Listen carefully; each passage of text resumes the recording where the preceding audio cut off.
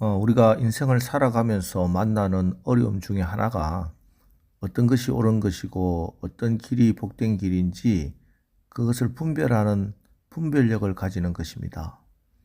가는 길이 선택해야 할 선택지가 하나뿐이면 문제가 될 것이 없는데 갈림길이 서너 개가 있으면 어느 길로 가야 좋은 길인지 어떤 길이 나의 인생의 복된 길인지 참 찾아내기가 쉽지는 않습니다. 사람을 만나도 이 사람의 말을 내가 따라야 할지 아니면 저 사람 말을 믿고 따라가야 할지 사람을 분별하기도 쉽지 않지요. 우리가 이때 잘 분별할 수만 있다면은 우리 인생은 실패하지 않고 성공한 인생이 될 것입니다. 오늘 본문을 보면은 유다의 마지막 왕 시드기야가 분별의 문제에서 길을 잃었습니다. 문제는 하나님께서 선지자를 통해서 분명한 길을 알려주셨음에도 불구하고 그는 분별하지 못한 것입니다. 1절 요시아의 아들 시드기야가 여호야김의 아들 고니야의 뒤를 이어 왕이 되었으니 이는 바빌론의 느부갓네살 왕이 그를 유다의 땅에 왕으로 삼음이었더라. 바빌론의 느부갓네살 왕이 바빌론의 꼭두각시로 시드기야를 남유다 왕으로 세웠습니다. 이 시드기야가 유다의 마지막 왕이지요. 시드기야를 왕으로 세우고 바벨론의 최종 목적은 애굽 이집트였기 때문에 이집트로 가는 길목에 있는 유다가 길을 열어주어야 쉽게 이집트를 점령할 수 있었습니다. 그래서 느부갓네살 왕이 자기 마음대로 할 수 있는 시드기야를 왕으로 세우고 다짐을 받습니다. 너는 내가 이집트로 내려갈 때 분명히 길을 열라.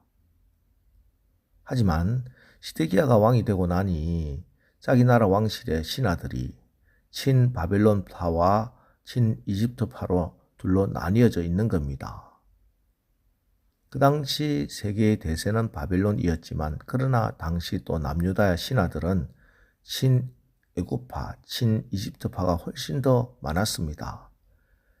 애굽과는 지리적으로도 가까웠고 역사적으로도 유다와 오랫동안 관계를 맺어왔기 때문에 그들은 그래도 가까이 있는 애굽이 우리 편이 되어주지 않겠느냐 그런 막연한 기대감이 있었던 것 같습니다.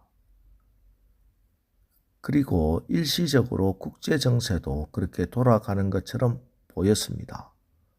5절 바벨론의 군대가 애굽에서 나오매 예루살렘을 에워쌌던 갈대아인이 그 소문을 듣고 예루살렘에서 떠났더라. 앞에 34장에서 잠깐 언급했던 갈그미스 전투를 말합니다. 이집트가 바벨론의 군사 주둔지였던 갈그미스로 대규모 병력을 파견하게 됩니다. 그러자 예루살렘을 둘러싸고 있던 바벨론의 군대가 이집트 군대와 맞서 싸우기 위해서 일시적으로 유다 땅에서 떠나게 됩니다. 그러자 친애굽파 신하들의 목소리에 힘을 얻습니다. 봐라, 애굽이 결국 우리를 구원하지 않느냐?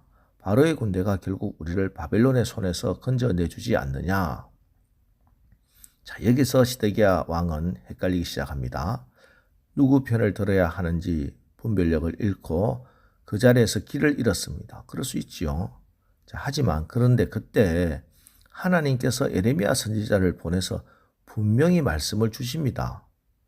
7절, 8절 이스라엘의 하나님 여호와께서 이와 같이 말씀하시니라 너희를 보내어 내게 구하게 한 유다의 왕에게 아뢰라.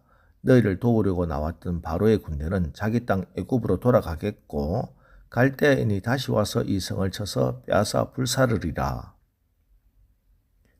하나님께서 예레미야를 통해서 바빌론 군대가 다시 와서 이 성을 빼앗고 불사를 것이고 바로의 군대는 싸움에 져서 다시 애굽으로 돌아갈 것이다. 분명히 말씀하십니다. 그런데 문제는 예레미야가 백성들과 왕에게 이 하나님의 뜻을 전하고 성문을 나서는데 극단적인 민족주의자들이 예레미야의 앞을 막아서서 네가 이 나라가 망한다고 예언한 선지자냐? 어떻게 너는 그렇게 예언할 수 있느냐 하고 예레미야를 붙잡아 옥에 가둬버렸습니다. 13절 베냐민 문에 이른즉 하나냐의 손자요 셀레마의 아들인 이리야라 이름하는 문지기의 우두머리가 선지자 예레미야를 붙잡아 이르되 네가 갈대아인에게 항복하려 하는도다.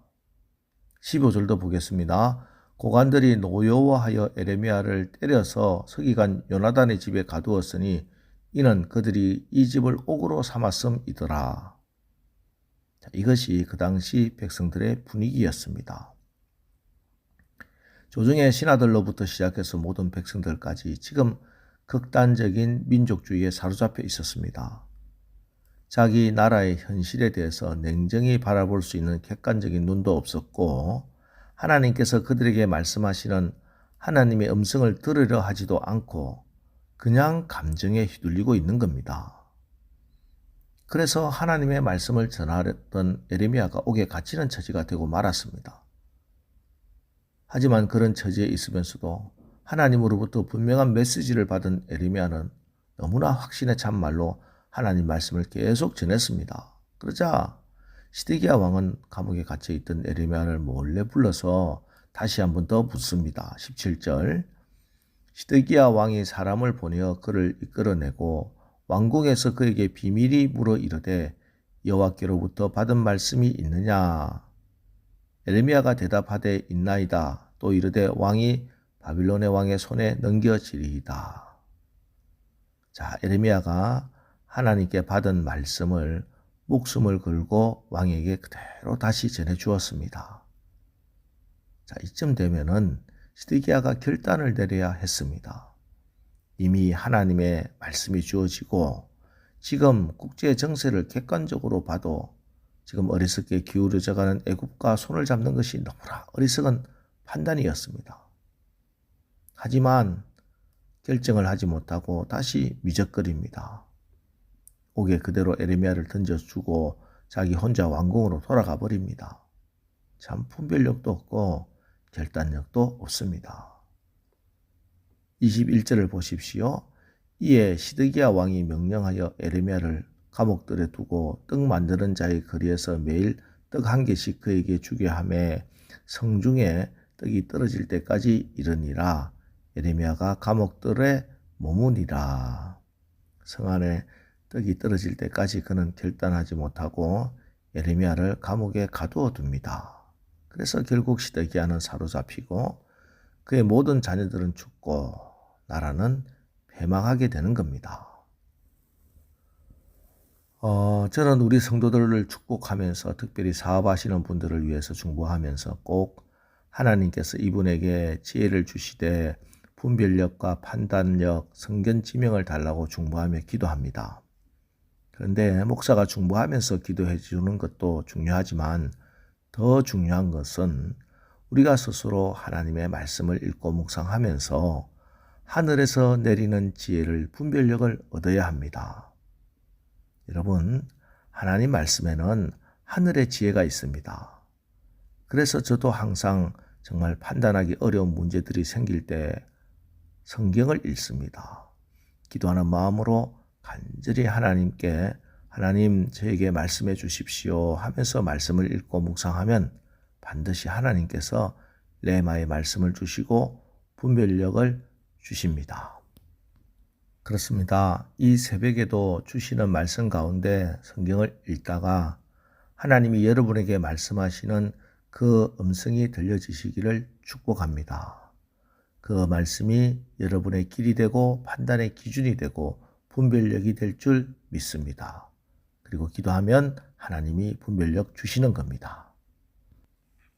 여러분, 오늘 하루도 우리가 또 광야 같은 세상에 나가 살아야 합니다. 이 새벽이 여러분에게 하나님 주시는 분별력 받아 나가는 복된 기도의 자리가 되기를 바랍니다.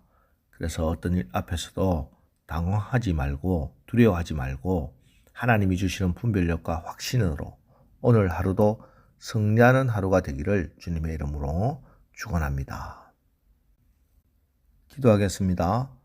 하나님, 지금 우리가 또 우리나라가 혼돈스러운 국제정세 속에서 분별력도 결단력도 없는 시드기야 시대와 같은 그 시간을 지나고 있습니다. 오늘 하루도 살아가야 하면서 우리가 분별해야 할 여러 가지 상황들과 또 길들을 만나게 됩니다. 이때 우리가 말씀 가운데 기도하면서 하나님의 음성을 듣게 하시어 우리가 하늘로부터 내리는 분별력과 확신으로 하나님의 정하신 복된 길로 걸어가게 하옵소서. 예수님의 이름으로 기도합니다. 아멘. 자, 이제 오늘 말씀을 붙들고 주여 오늘 하루도 우리가 하나님이 우리에게 주시는 그 분별력으로 바른 선택과 결정을 하면서 살아가게 하옵소서. 우리 합심해서 기도하고 나가겠습니다.